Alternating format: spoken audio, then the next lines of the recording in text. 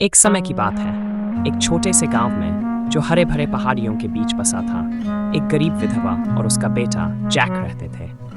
वे एक छोटे से कुटीर में रहते थे और बड़ी मुश्किल से अपना गुजारा करते थे। एक दिन विधवा ने जैक को बाजार भेजा ताकि वह उनकी एकमात्र गाय को बेच सके। बाजार जाते समय जैक की मुलाकात एक अजनबी से हुई जिसने गाय के बदले उसे मुट्ठी भर जादुई बीज देने की पेशकश की। जैक, जो कि एक सरल और भरोसेमंद लड़का था, इस सौदे के लिए राजी हो गया। जब वह घर लौटा तो उसकी माँ उस पर बहुत गुस्सा हुई क्योंकि उसने उनकी एकमात्र आजीविका के स्रोत को बदल लिया था। उसने गुस्से में बीज खिड़की से बाहर फेंक दिए और वे बगीचे में बिखर गए। अगले सुबह जैक और उसकी माँ जागे तो उन्होंने देखा कि उनके बगीचे में एक विशाल सेम का पौधा उगाया था जो आसमान में बादलों तक फैला हुआ था। जैक, जो कि जिज्ञासु और साहसी लड़का था, ये देखने के लिए सेम के पौधे पर चढ़ने का फैसला किया कि यह कहाँ तक जाता है। जैसे जैसे वह ऊपर चढ़ता गया, हवा ठंडी होती गई और तेज होती चली गई। जैक की माँ ने उसे नीचे आने के लिए पुकारा,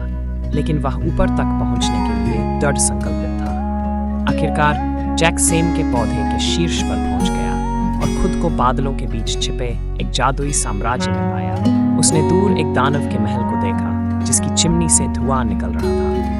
जैक की जिज्ञासा उस पर हावी हो गई और उसने महल का पता लगाने का फैसला किया। वह चुपके से अंदर घुस गया और खुद को एक भव्य हॉल में पाया जो सोने के खजाने और स्वादिष्ट भोजन से भरा हुआ था।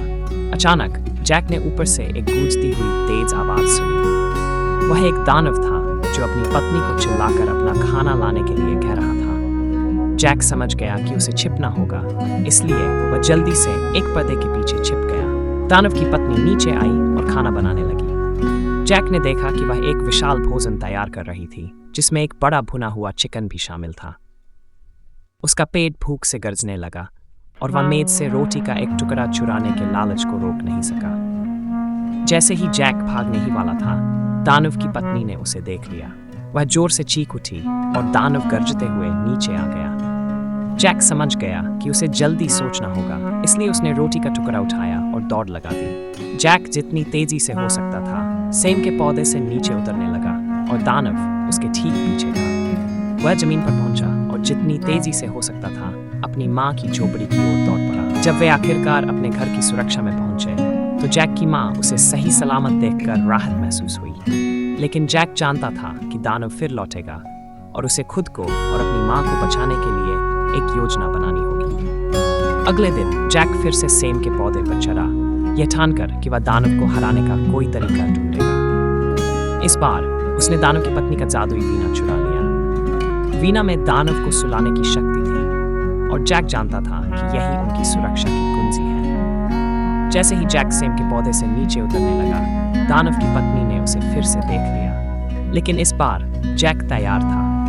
उसने जादुई हार्प का इस्तेमाल किया ताकि दानव को सोने में डाल सके और फिर वह और उसकी माँ बीन स्टॉक को काटकर दानव को बादलों में फंसा दिए। उस दिन के बाद जैक और उसकी माँ खुशहाल जीवन जीने लगे। जादुई हार्प का उपयोग करके उन्हें खुशहाली और समृद्धि मिली। और जहाँ तक दानव की बात है, वह फिर कभी नहीं दिखा और न ही उसकी आवाज़ सुनी गई। वह बादलों में फंसा हुआ था, अपनी ही लालच और जैक की चतुराई का शिकार।